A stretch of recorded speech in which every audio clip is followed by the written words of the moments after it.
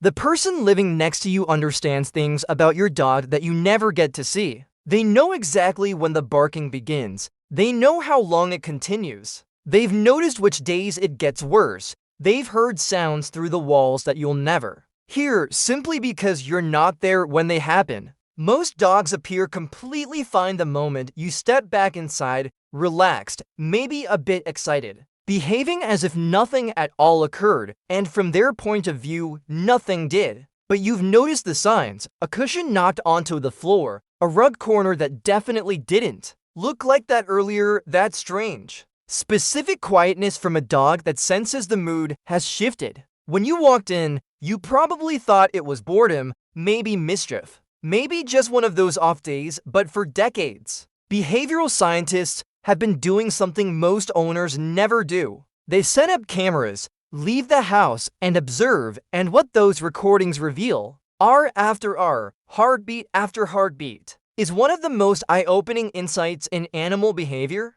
Your dog isn't just missing you while you're gone. Something precise is happening inside their brain, and it begins even before the door shuts behind you. Back in 2010, researchers at the University of Milan placed cameras inside homes with 23 dogs and then left. Barking, whining, howling started on average just 3 minutes and 15 seconds after departure. Destructive behavior within 7 minutes, just 7 minutes before shoes, furniture, or anything nearby becomes a target. But what mattered more was what happened after that initial burst of panic. The barking slows down, the scratching at the door fades, and from the outside, if you return to a quiet home with nothing obviously damaged, you'd think your dog had settled down. They hadn't. The cameras showed something different. As the noise decreased, panting increased, heart rate stayed elevated, the dog didn't calm down. It simply shifted from one form of distress to another. The sound stopped, the stress didn't, and when researchers tracked behavior over longer periods,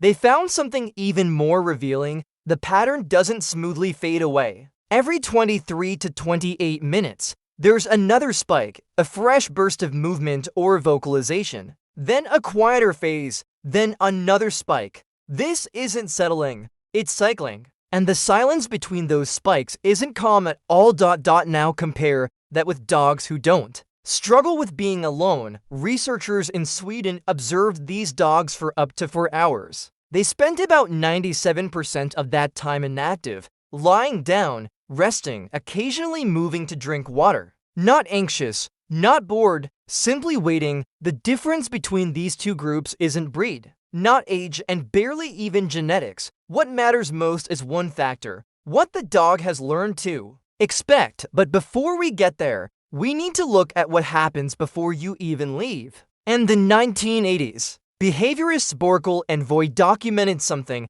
that has been confirmed many times since. Dogs with separation anxiety often start showing stress while their owner is still home, not when the door closes. Dogs learn your departure routine in reverse. You check your phone, put on your shoes, glance at the clock. Each small action, repeated day after day, becomes a signal. And that signal means one thing: you're about to leave them alone. By the time you reach the door, some dogs are already panting, some are pacing, some follow you from room to room as if they know exactly what's coming and hope that maybe this time it will be different. This leads to an important point that challenges common advice. For years, people have been told to desensitize departure cues: pick up your keys randomly, put on shoes, and sit back down. The idea is to make those signals meaningless, but in 2014, researchers at the Universitat Autònoma de Barcelona reviewed this approach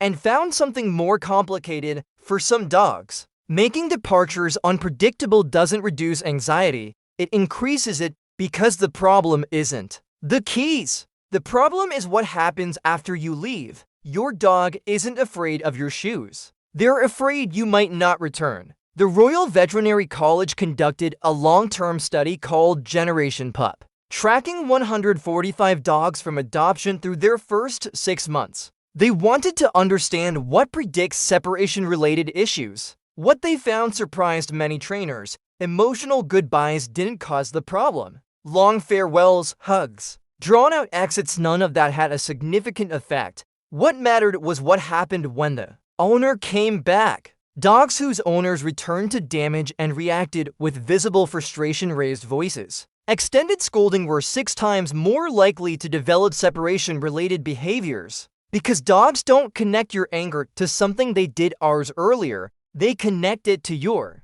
rival. Over time, your return becomes something stressful too. And that creates a loop. You leave, they panic. You come back, they brace themselves again. The entire day becomes a cycle of stress.